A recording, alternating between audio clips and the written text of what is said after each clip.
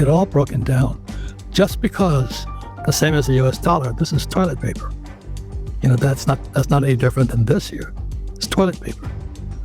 And as you and I know, where we're kindred souls, is when you print money, two things happen. The rich get richer, poor and middle class get poorer. Because when you print money, assets go up, but so does eggs and chickens and those go up too, and the price of oil. So we're in that critical position right now because there's not much difference between a Zim dollar and a US dollar. So that's why I say gold and silver.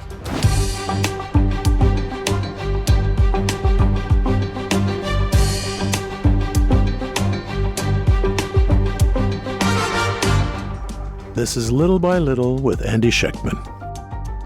Hey everybody, welcome back to another episode of Little by Little. And this person obviously does not need any introduction. Robert Kiyosaki, someone who's meant an awful lot to me over the last few years.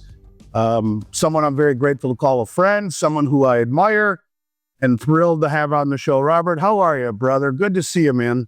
I'm great. Thank you. I apologize. We kept postponing the show. I've been on the road so much. It's shocking. So I'm glad. Thanks for having me on your program. Yeah, well, that's understandable. You're a traveling man. You're in high demand. Everyone wants to talk with you. I understand that. Today, Robert, I want to dig into some questions, broader questions about who you are, how you got to where you are. Before I ask you those questions, I want to just ask you one question. Can you tell the audience, tell myself, what's Donald Trump really like? I know you've written a couple books with him. I know you've gone hunting with his sons. I know you call him a friend. Tell the people who are listening something that they may not know about Donald as a family man or his family, anything that comes to the top of your mind. Anyway, this is one of the books here with the Donald. And we actually met doing what I'm talking about. When I was traveling, I'm speaking to the world. He and I were speaking to the world together. So we'd meet in places like Javits in the Green Room, went to Australia together. And we got to know each other, bumping into each other on the circuit, if you know what I mean. And during the days of real estate, he and I were in hot demand for that. And there's no two Donald Trumps. And I'm more impressed, there's a lot of politicians are two-faced. No, he's not a politician. He's an entrepreneur. He's a businessman. And he shoots straight. And what I'm watching him doing with Doge and all this, he's a great man. His two sons are just great young men. With Don Jr. and Eric, we go to this private island in Hawaii. There's no water, beautiful sandy beaches. Nobody lives there. And we're chasing goats and pigs. And you get to know somebody when there's no toilet paper and, running showers, and you have to eat what you kill. And those boys are just great young men. They're not sissies. They've also got high ethics, high morals, unlike Hunter Biden, Biden crime family. But the thing that peaks the highest of them, I think, was we're upstate New York hunting together, shooting birds. And there was this little restaurant, and they went in the back where the help was working. And, to this immigration and all this, I'm quite sure most of those people in the back had no green cards. And both boys went back there, shook hands, because their father was very famous for the Apprentice TV show. And those young men went there and shook hands with all the staff, treated them as exact equals. No, we're better than you. Very kind, very considerate, very polished, very mature. So like father, like son is what I say. And you can tell the parents by the child all the time, and vice versa. Now, the thing is, Donald has a vicious sense of humor. You don't see it too often these days. But I was in the office in his boardroom, and Chris Christie walked in. He was the governor of New Jersey. And Chris Christie has a weight problem, to say the least. And so he walks into the room, he blocks out the sunlight, Chris does. Donald says, "Hey, Chris, lost a few pounds, huh?" And if you can't take it, you can't take it, you can't take it, you know what I mean? It's cool to actually realize, associated with guys like you, you start to realize that people are actually human. They're not just these figureheads, these larger than life characters that we watch on TV or on the news, but I appreciate you sharing that very much. I'm sure listeners do too. Thank you. So thank you for that, Robert, your candor. I appreciate it. So Rich Dad, Poor Dad is recognized as the longest running personal finance bestseller of all time. And which is crazy if you think about that. I tried to write a book. You and I talked about this a couple of years ago. I think I'm on chapter 3 or 4. Hardest thing I've ever done. You seem to be able to pump them out in a weekend. But did you ever expect Rich Dad, Poor Dad to become as big as it is? Or was it just a book for you to kind of, tell the world what you thought? Exactly as I said, it's a tough process. You don't just sit down and write a bestseller. And the book was turned down by the publishers in New York City. All of them turned it down. In fact, I flunked out of high school twice. Stopped senior year because I can't write. And it's not that I can't write, Andy. The teachers didn't like what I was writing, which is First Amendment, you know what I mean? So I struggled with writing. And so then after I wrote Rich Dad, Poor Dad, it was still turned down. And the reason you and I are good friends is what they turned it down for is why you and I are friends. I mean, we're friends anyway, but our money is fake, as you know. And since 1964, I've been saving these things. This is, pure silver. It's a 1964 $50. And I knew a thing called Gresham's Law. When bad money enters a system, good money goes into hiding. So you and I are good money people. We want gold and silver, Unfortunately, the average American doesn't realize that. They think this is what money is. It's a Zimbabwe note. And again, fortuitously, I was in Zimbabwe when it collapsed. And I'm going, holy mackerel. And what happens, I hope it never happens here, but we're getting closer if we don't shape up. But the day Zimbabwe collapsed, I was in a farm in Zimbabwe, a hunter, politically incorrect hunter. And they call them the war vets, all these black guys with AK-47s come pulling up in this Warrior, big truck. So there's probably about 10 of them. And they jump out, they got fully automatic AK-47s. I have an elephant gun, 2 shots. And going, oh my God, I'm outgunned here. As a U.S. Marine, you don't want to be outgunned. So there was 10 of them, fully auto, and there's my professional hunter, me with a double barrel gun. That's all we had. And they came in and they took the white settlers' farm. So they've been on the land in Zimbabwe, I think, for 200-300 years. And they confiscated the land. And so I'm sitting in this truck watching this go on, and I don't dare move. I thought I was back in Vietnam again, really, Except you guys were black, not yellow like me. And and this little Rhodesian, it was Rhodesia before Zimbabwe, after Cecil Rhodes. And this little lady comes running out of the house, and she looks at us, and they're taking her land. And she says, burn this place down. Leave them nothing. Burn it down. So my professional hunter is in this truck, and they take her off. They probably killed her.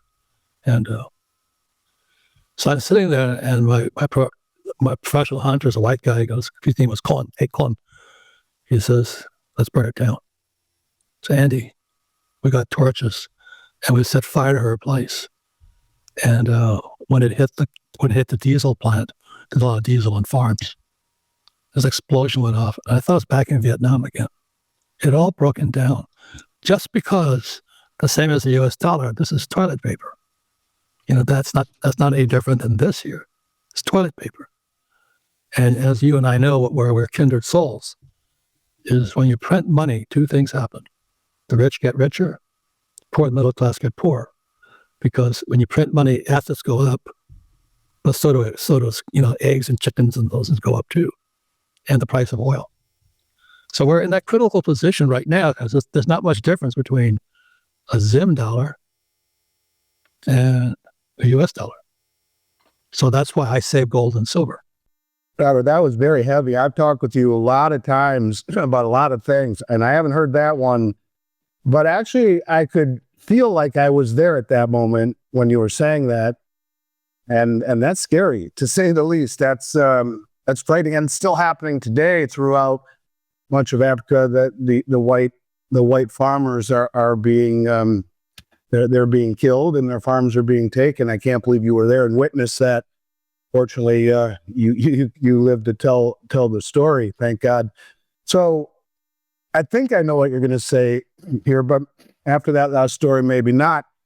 But looking back on your journey, and you've had an amazing one, a very amazing one, and a lot of it you've talked about publicly.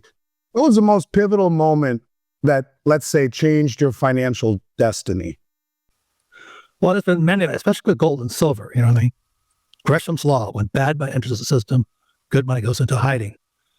And so when I saw this here, this is a Kennedy $50, and I hold this up when I'm speaking. What do you want? This $50, or you want $10? And Andy, 90% go for this, when this is more valuable than this. And 10 years from now, Andy, what do you think this little $50 will be worth?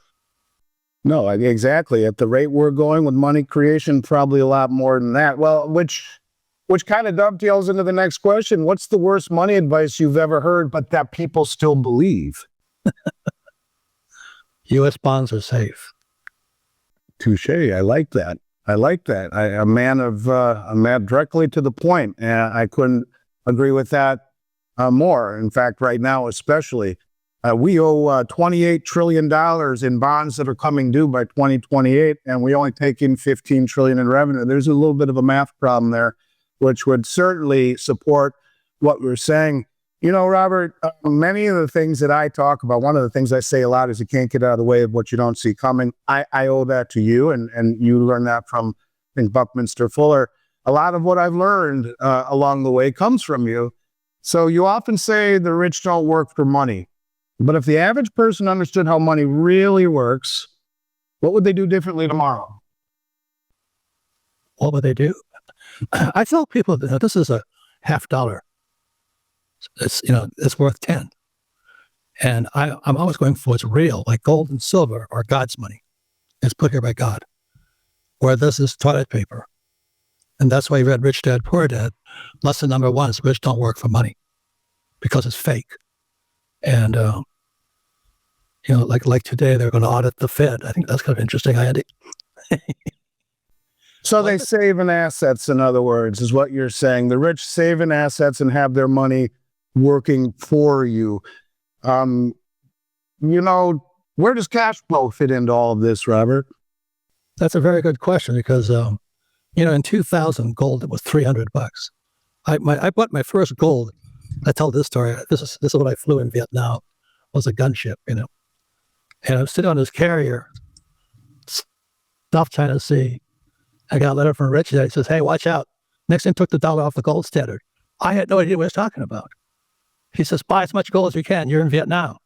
So I'm on this carrier. I go up to the room. I'm looking at the maps. And here's a map of Vietnam, and it says, "Pick and shovel, AU."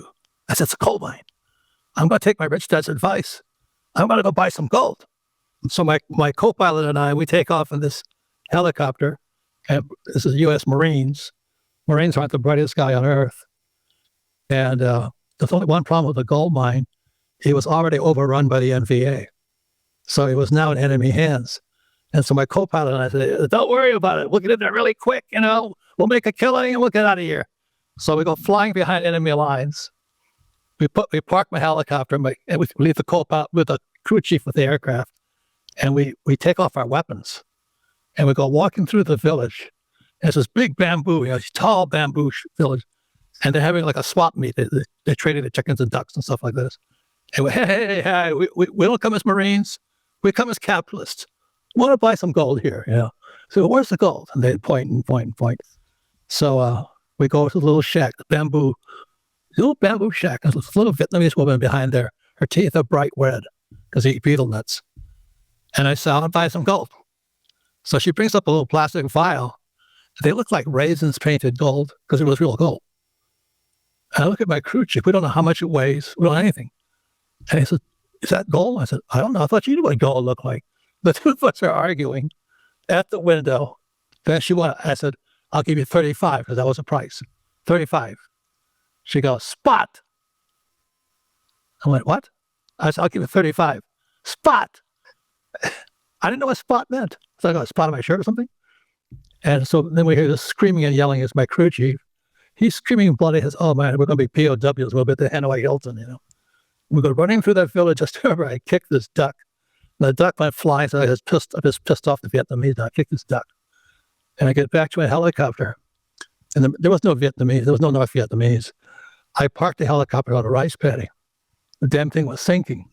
So we're sitting like this in the rice paddy. The two pilots are back here trying to keep this thing up. And the crew chief's trying to pull this thing up. And mud's flying everywhere. It pops up. And as soon as it pops, the mud gets worse. We climb in, strap into our seats, fly back to the carrier. And my commanding officer looks at him. Here come the two pilots covered like mud. What happened? I said, don't ask. And that was my first day of ever looking for gold. And I knew what spot meant because this was 72, Andy. Gold was not legal. Remember that? It was not legal until 74. So I would have to smuggle it in anyway. So that's how powerful gold was. I was just saying, FDR made it illegal for Americans to own gold. I learned so much just from this one stupid act of flying by enemy lines to find out if I could get a discount on some gold. There's no discounts on gold. It's the spot price that day. Right. And, in 71, when he closed the gold window, gold was 35. And then he revalued gold in 72 to 38. So you were $3 short. But that's an interesting story. Couple more questions for you, Robert. A lot of people say that your book changed their life. If you could be remembered for just one lesson, in many ways, you changed my career. And so I'll remember you in many ways. But for the people who say that your book changed their lives, if you could be remembered for just one lesson, what would that one lesson be? And it doesn't have to be about precious metals. It can be real estate, anything you want. Well, the word education comes from the Latin word educe. Educe means to draw out. And there's another word called induce or indoctrination. And the thing I'm upset about, the reason Trump and I are good friends, is because we're indoctrinating people today. We're not educating them. So we're going woke, we're going broke, This Black Lives Matter. I said, don't all lives matter? You know what I mean? It's what's happened to our education system. What does school teach about money? Nothing. And I found that that's not an accident because it was John D. Rockefeller's family that founded the General Education Board. And they determine what we teach our kids. And there's no money, there's no talks about money. But that's all part of 1913, when the Fed was came around, is every time you print money, the rich get richer and the poor get poorer. And so we have this gap today between rich and poor. That's horrifying. We're on the verge of revolution. As Ray Dalio says, we're close to revolution. I agree with that. There is a widening gap between people who have wealth and people who have nothing. And you're right, the wealthy are getting wealthier as their assets go up in an inflationary environment, and the poor are having a harder time making ends meet. Last question for you, brother. I guess I could, and maybe to a smaller extent you could be criticized for always talking about things that are, doom and gloom, that we're focusing on, the problems too much. And while I think it's irresponsible to not focus on reality and understand there's a fine line between pessimism and realism and reality and anything that you want to say negative. I mean, it's a lot of it's been true. We've been living through almost a dystopian universe for the last several years. With all that being said, with all of the challenges facing the economy, give me one reason you still believe in the American dream, because you and I are both embodiments of the American dream 1,000%. Well, it's a student Buckminster Fuller created the geodesic dome. He said that all coins, here's a coin, have three sides: heads, tails, and edge. Intelligence is found the edge. You can look at both sides. And so the reason I recommend what you do, because you're an old timer, I'm an old timer in gold and silver, and we've been through the ringer. And I don't trust my government at all. So who's the real criminal? is the Fed and the Treasury, because they call them the banksters. They steal our wealth via our money through inflation. It's theft. So every time they're printing this, I'll say it again, it's theft. And that's why Dave Ramsey is a friend of mine. He says, live debt free. I said, Dave, the US dollar is debt. And they don't know this, Andy. I can't believe it. I can't believe it. Well, I got a question for you to explain. Okay, I'll give you a quiz. I think it's one of the most important questions I ask. Why gold and silver? Why dollars and all this stuff? What does hypothecate mean? Rehypothecate basically means to sell the same asset over and over and over and over again. And that works. That works until someone says, give me back the asset. I want possession. So the question is, who owns the asset when the same asset is owned on multiple balance sheets?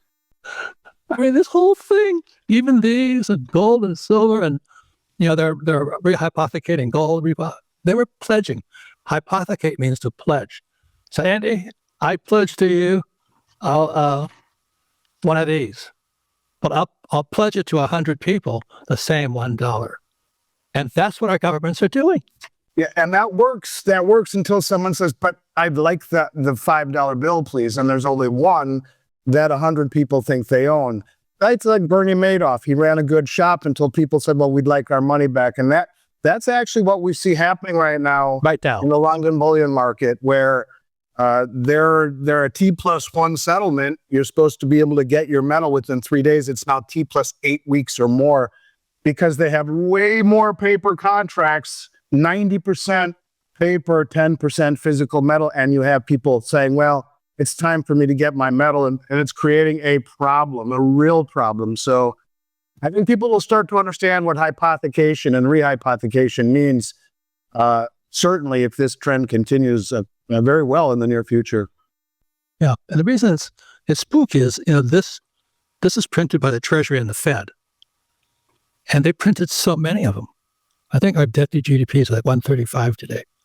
We're broke. We can't Japan's 250. And isn't it sad, Andy? The three powerhouses, Germany, Japan, America, we're all deeply in debt. Yeah.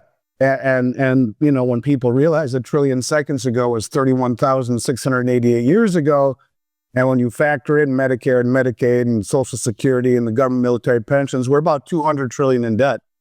It's a scary situation. And that's why, God bless you for helping people understand the importance of owning assets, not just precious metals, quality real estate, but assets. And to understand how important that really is, maybe right now, never been more important. So again, Robert, I can't thank you enough for coming on. What's the best way? I know that, look, everyone can find you, but is there a way that people should be looking for you now? Is there any place where you're constantly, I know you're on X. What's the best way for people to follow what you're doing right now? Well, it's all the Rich Dad channel.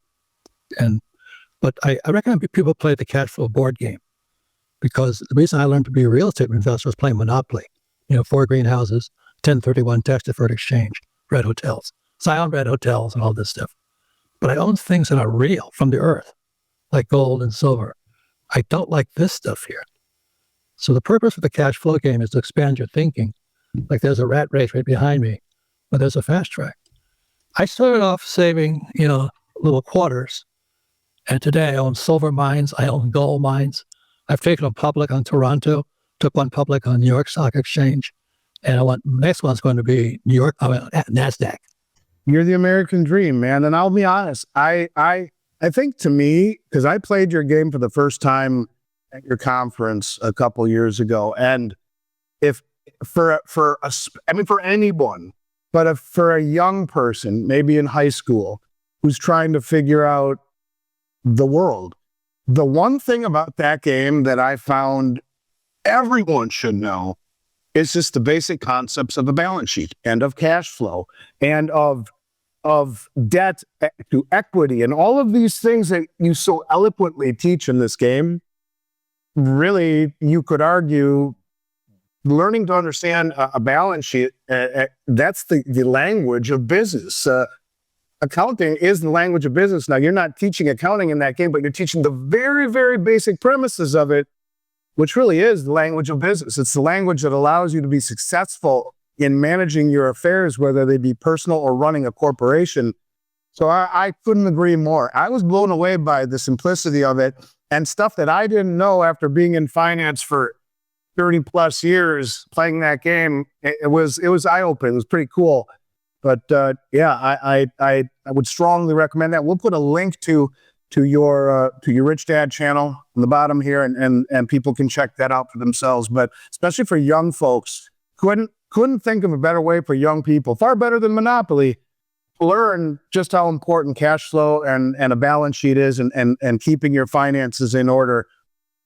Just how important it is, and you can have fun learning it. So no, I'm all for that. And I'm all for saying thank you, Robert, for being a friend and for coming on. I always look forward to seeing you and chatting with you. And thanks again, buddy. I look forward to picking up with you real soon. And you stay well in the meantime. Thank you. Thanks for being a fellow teacher. Pleasure's mine, my man. One thing a teacher does, they practice what we teach. If you're not, that I've always tried to do. No one will ever accuse me of being anything other than authentic. Yeah, I'm called a lot of names, but not authentic isn't one of them. But thank you. Robert, stay well, brother. Thank you. Little by Little with Andy Schectman.